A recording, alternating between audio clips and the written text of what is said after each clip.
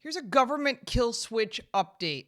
The federal government is moving closer to giving your car the authority to decide whether you're allowed to drive without a warrant, without due process, and with no guaranteed way to reverse the decision once it's made. We have discussed this kill switch issue in the past, and this update is going to make you mad, and we're going to have to speak up about it. This does not happen quietly by accident. It was passed into law under the Biden administration in 2021 under the Infrastructure Investment and Jobs Act.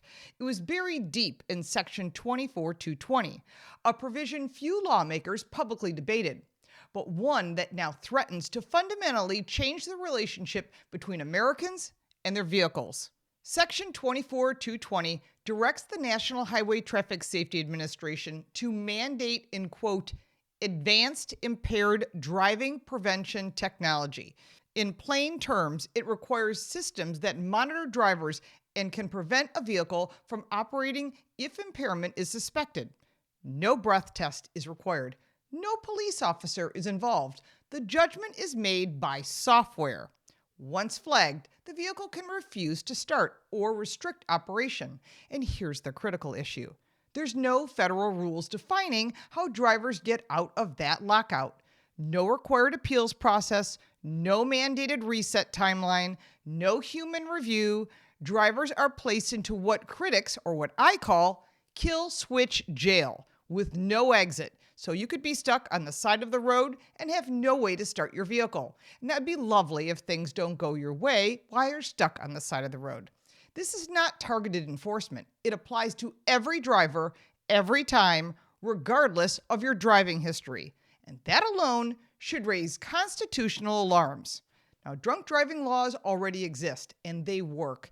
Ignition interlock devices have long been required for convicted offenders, and there are 31 approved interlock systems currently in the nation. These systems require a breath sample and are imposed only after due process. But Section 24220 ignores that proven approach and instead punishes all drivers preemptively, even for those who do not drink at all. Under the mandate, automakers can choose from a range of technologies to comply. These include driver-facing cameras, they're already doing that, tracking eye movement, they're already doing that, head position, and software analyzing steering and lane-keeping behavior. And yes, they're already doing that too. Or they could create something that doesn't exist yet called touch-based alcohol sensors, and that would be embedded in the steering wheel or the start button. Imagine if you had someone with you in the passenger seat who drank too much and you offered to drive them home. Well, it would pick that up too. And none of these systems determine guilt. They calculate probability and then deny you access. False positives are inevitable. You can have fatigue, prescription drug medications, medical conditions such as diabetes, neurological disorders, or even stress can trigger impairment alerts. So shift workers, caregivers, parents, first responders are particularly vulnerable. When the system is wrong, the consequences are immediate, and the driver has no guaranteed recourse.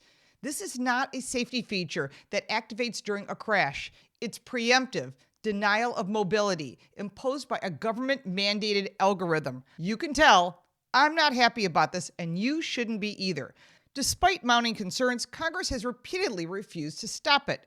In January 2026, an amendment offered by Representative Thomas Massie of Kentucky to block funding for NHTSA's implementation of Section 24220 was defeated. While many House Republicans and Democrats voted against it, numerous lawmakers who initially opposed the concept were persuaded or misled into supporting the funding, allowing the mandate to move forward. Representative Tim Burchett of Tennessee was also very upset about the support to keep the bill funded. Consumers are speaking out. They won't buy new cars. This could be a negative impact on the auto industry and increase the cost of used cars as people say, no, we're not going to stand for it. That is why defunding Section 24220 has to be done now. It's meaningful and we have to stop this program. Now, there are supporters that argue that the technology does not allow the government agents or the police to remotely shut down your vehicle. While technology, true today, the mandate still requires continuous driver monitoring. And once that hardware becomes standard across the vehicle fleet, expanding its use to become a political decision and not a technical limitation Well, that could be a problem, and you can easily expand on that in your own head, knowing that this could be a problem in the future. Privacy and cybersecurity risks compound the problem. Systems capable of denying vehicle operation must meet extraordinarily high standards of accuracy and protection, and those standards have not been proven on a national scale. A hacking or a malfunctioning system could strand drivers in dangerous situations during extreme weather, which we're having right now, or medical emergencies or remote travel. That sounds like a nightmare, and there's a million scenarios I'm sure you can come up with.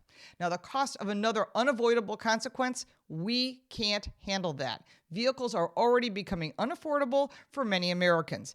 Adding cameras, sensors, software, and compliance infrastructure will only accelerate prices and shrink consumer choice.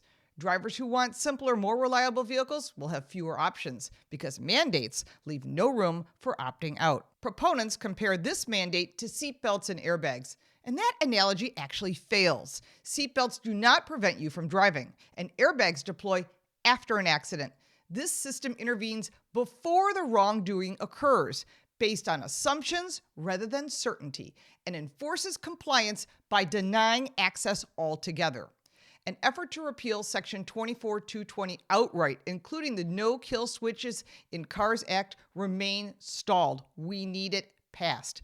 Without immediate and sustainable pressure, this mandate will quietly become standard equipment in all new vehicles. And that's supposed to start this year in 2026 models. And that's not on what's on the lot right now, but that can be changed through software pretty darn quickly. And this is not about defending drunk driving. It's about stopping a government overreach that treats every driver as a suspect and hands control of your personal mobility to software. Now, if Americans want to prevent this future of Section 24220, we must defund this kill switch bill before it becomes a mandate. And that would be a problem for all future cars and all next generations. Now more than ever, this is the time to contact your elected senators and representatives and demand they defund Section 4220. Don't let them get misled by those that think this is a great idea. They want control. We want freedom.